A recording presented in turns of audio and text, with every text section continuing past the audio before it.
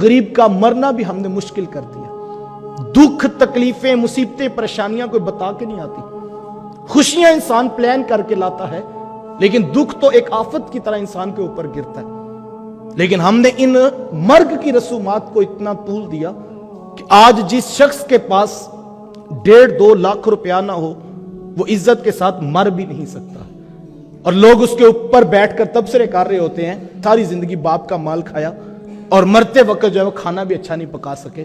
तो मुझे और आपको जो तालीमात दी गई वो बिल्कुल वाज़ेह है।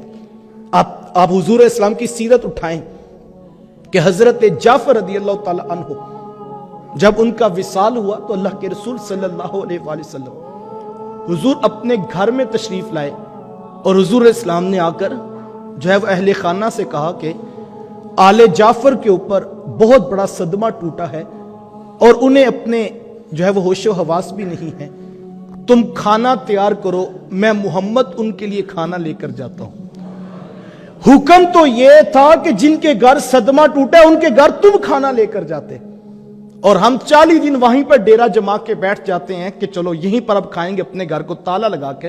तो ये इस्लाम नहीं है साहिब। मैं कसम उठा के कहता हूं कि गरीब की इज्जत का तमाशा लगाने वाला दीन इमाम अहमद रजा नहीं लाया। अल्लाह के रसूल ने वो दीन नहीं बयान किया। इस दीन क्या है?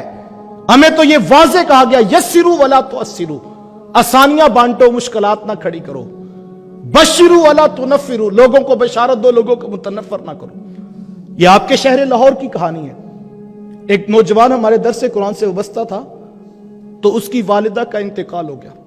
पहले माँ जी हॉस्पिटल में एडमिट थे, कुछ उनकी जो है वो बीमारी पर अखराजात आ गए, और फिर अचानक जो है वो डेथ हो गई। तो अभी वो हॉस्पिटल से मैयत लेकर नहीं आए थे घर कि उसके चचा और ताया ने उसको पास बुलाया और कहा कि बरादरी चल के आ रही है, अगर तू बरादरी को अच्छा खाना नहीं खिला सकता तो हमें पहले बता दे और हमें रुसवा ना करी। फिर वो जो है वो कर्ज मांगता था दोस्तों से, और उसने कर्ज उठाकर जो है वो अपनी मां के कुल चेहलम के अखराजात को बर्दाश्त किया। साहिब तुम इतने चौधरी थे तो खुद कर लेते, बुलाकर ताना क्यों दिया? लेकिन हम इतने जालिम हो जाते हैं उस उन्वान के ऊपर कि हम जो है गरीब की इज्जत भी नीलाम कर देते।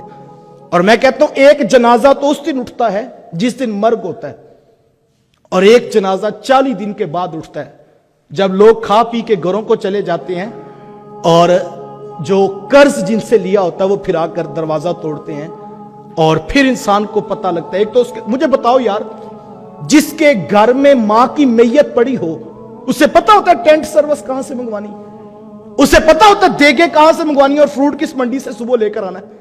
लेकिन ये मुआशरे का सितम है कि उस नाजुक मौके पर भी उसको ये टेंशन नहीं होती कि मेरी मां फौत होगी, मेरे ऊपर इतना बड़ा सदमा टूटा है, बल्कि उसको टेंशन लगी होती है कि अगर बरादरी को खाना अच्छा ना खिलाया तो बरादरी मुझे रुसवा कर देगी। वो फिर कभी किसी से कर्ज मांगता है, कभी किसी के पीछे जाता है।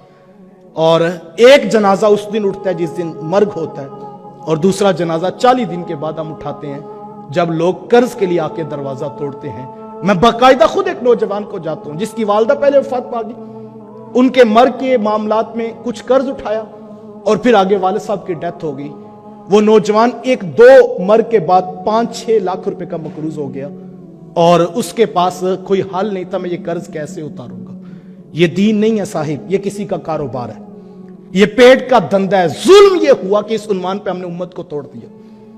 हुक्म तो बिल्कुल सादा सा था कि चंद लोग जमा होते, जाने वाले के लिए बख्शिश की दुआ की जाती।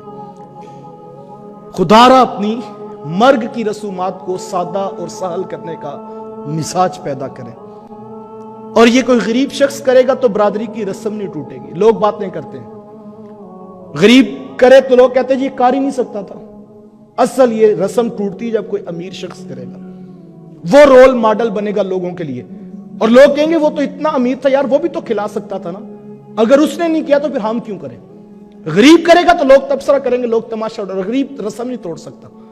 लेकिन हमें इसके ऊपर गौर करना